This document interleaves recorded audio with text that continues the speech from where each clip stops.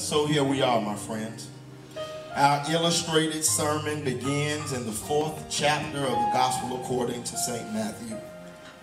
This is after Jesus was baptized by his cousin John, after he fasted for 40 days and for 40 nights, after he was tempted in the desert by the devil. Now Jesus, who is about 30 years old, starts his ministry by preaching a very simple message. Repent, for the kingdom of heaven is at hand. People who heard him stopped what they were doing and started to follow him. One day Jesus was walking along the Sea of Galilee when he saw two brothers, James and John, getting ready to throw their nets into the water. Jesus approached them and said, "Come, follow me, and I will make you fishers of men." Immediately, they left their boat and their father to follow him. Their mother joined them on the journey as well. And so Jesus went throughout Galilee. He taught in the synagogues.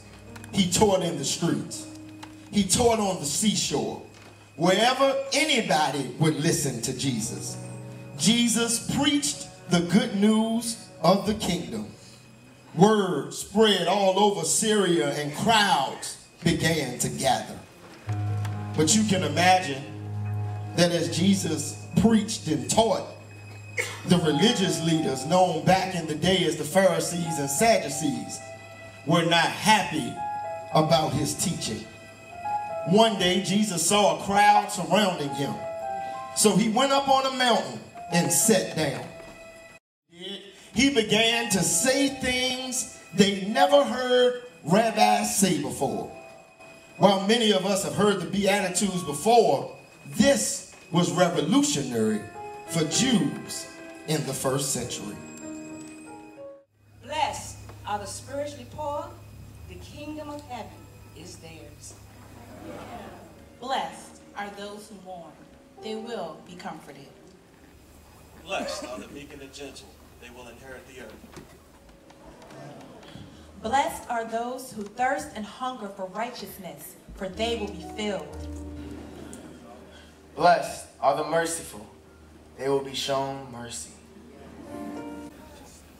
Blessed are the pure in heart, they shall see God.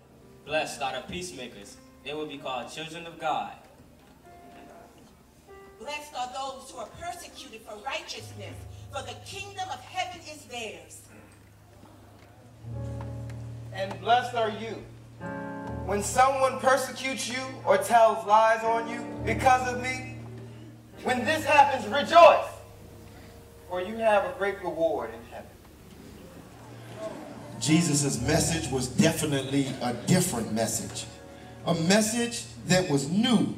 A message that the crowd was not used to hearing.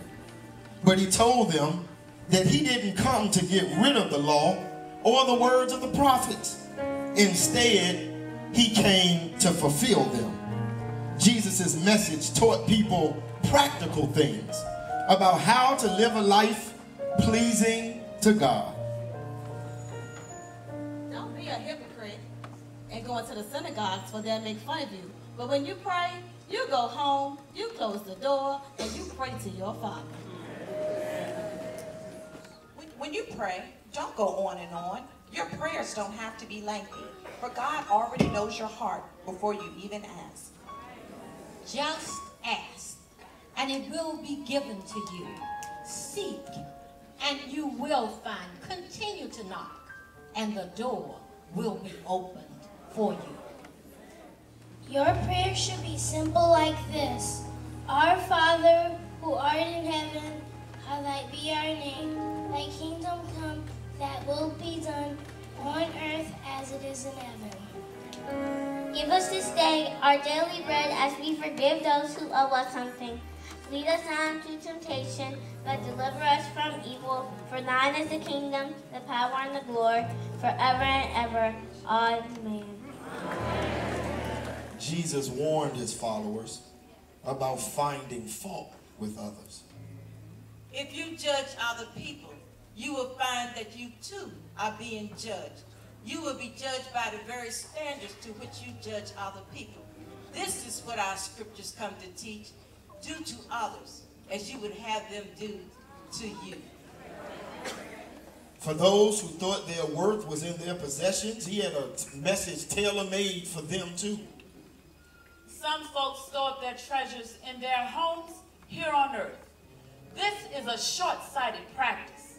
Instead, store up your treasures in heaven, where moths don't attack, where rust does not corrode, and where thieves can't get in. For where your treasure is, there your heart will be also. Here's the bottom line. Do not consume yourselves with questions. What will I eat? What will I drink? What will I wear? Look at the birds in the sky. They don't store food for winter, and they don't plant gardens. Yet they are fed, because our Heavenly Father feeds them. If he can look after the little birds, my friends, he can definitely look after you. With that, Jesus finished his teaching. The crowds were amazed, and many returned home to tell others.